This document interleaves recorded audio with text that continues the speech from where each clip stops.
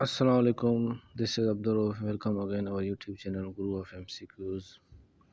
अॼु असां सिंधी जा जेके आम सवाल आहिनि असांजो लेक्चर नंबर चौथों आहे। असां पहिरियां 3 लेक्चर रिकॉर्ड करे चुका आहियूं।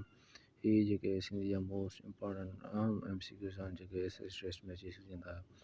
त अॼु असांजो पहिरियों सवाल आहे त अल्ताफ़ शेख साहब जेके कुझु सफ़रनामा आहिनि त इम्पॉर्टेंट सफ़रनामा, छाकाणि त अल्ताफ़ शेख साहब सफ़रनामे ते तमामु घणो कमु कयो, त हुनजा जेके मेन सफ़रनामा आहिनि उहे असां डिस्कस कंदासीं। त हिन जो पहिरियों सफ़रनामा आहे बंदर बाज़ारियूं, त इहो बि अल्ताफ़ शेख साहब जो लिखियलु आहे। ॿियो सफ़रनामो आहे अल्ताफ़ शेख साहब जो सेई जो भन ॾींहुं, बहितरीन सफ़रनामा, मकलीअ खां मलाका ताईं, दंगे मंझि दरिया, ख़बरूं खेड़ाइनि जूं। इहे अल्ताफ़ शेख जा सफ़रनामा आहिनि। ॿियो सवाल असांजो शेख अयाज़ जा जेके अहम किताब आहिनि त उन्हनि जे बारे में असां पढ़ंदासीं। पहिरियों किताब जो नालो आहे त कपर थो कुन करे, के जे ॿीजल ॿोलियूं, साहिवाल जेल जी डायरी, लड़ियूं सिज लिकनि में, बड़ जी छांव अॻ खां घाटी, पुनल खां पोइ, भूनर भरे आकाश, जग मुड़ियो ई सीनो। इहे हुआ शेख अयाज़ जा अहम किताब। इन्हनि मां को बि सवाल अची सघे थो जेको असांजो SS टेस्ट में भूनर भरे आकाश, आई थिंक इहो सवाल अची चुको आहे। ॿियो सवाल आहे त लाहौर जी अदबी तारीख़ जेको आहे ग़ुलाम अली अलाना साहब लिखी आहे। ॿियो सवाल आहे त सांगी शख़्सियत ऐं कलाम एहसान बदवी साहब जो लिखियलु आहे। कलाम गरोड़ी डॉक्टर उमर बिन दाऊद पोटो साहब जो लिखियलु आहे। दायरे वारनि जी सिंधी डॉक्टर नबी बख्श बलोच साहब जो लिखियलु आहे।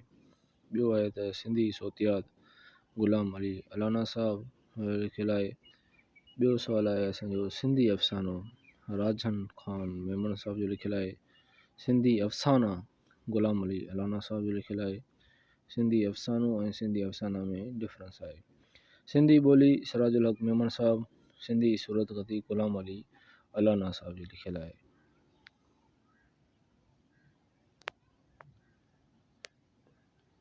ॿियो असांजा सवाल आहे त शाह लतीफ़ जी शाइरी तनवीर अब्बासी साहब, कलियाते सांगी नबी बख्श बलोच साहब, काज़ी कादन जो कलाम नबी बख्श बलोच साहब जो लिखियलु आहे।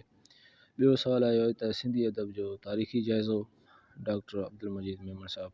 इहे असांजा मोस्ट इम्पॉर्टेंट MCQs आहिनि SS टेस्ट लाइ। मां को बि क्वेश्चन असांजो अची सघे थो। शाह करीम जो कलाम अब्दुल मजीद मेमण साहब, इल्म लिसान ऐं सिंधी ज़बान अली नवाज़ जतोई साहब, तज़किरा लतीफ़ी लुत्फ़ुल्लाह बदवी साहब, सिंध जी अदबी तारीख़ मोहम्मद सिद्दीक़ मेमण साहब, वैशी जीवत जा निशान मोहम्मद इब्राहिम जोश साहब, नई सिंध लाइ जिदोजहद GM सैद साहब, फ़िक्र जी आज़ादी मोहम्मद इब्राहिम जोश साहब, सिंधी नसर जी तारीख़ ग़ुलाम अली अलाना साहब जंहिं तमामु घणो सिंधी ॿोली ते कमु कयो आहे। आबियात सिंधी डॉक्टर उमर बिन दाऊद पोटो साहब, शाह जूं सूरमियूं नारायण दास बंबाणी, सिंधी ॿोलीअ जी तारीख़ बैरूमल Mehrchand Advani most important MCQs आहे। सिंध जा मीर होदचंद मोलचंद साहब, क़दीम सिंध मिर्ज़ा कलीज बेग साहब जी लिखियलु आहे। इहे हुआ असांजा मोस्ट इम्पॉर्टेंट MCQs जेके असां डिस्कस कयासीं। वधीक असां नेक्स्ट लेक्चर में असां जेको आहे डिस्कस कंदासीं। Thank U very much.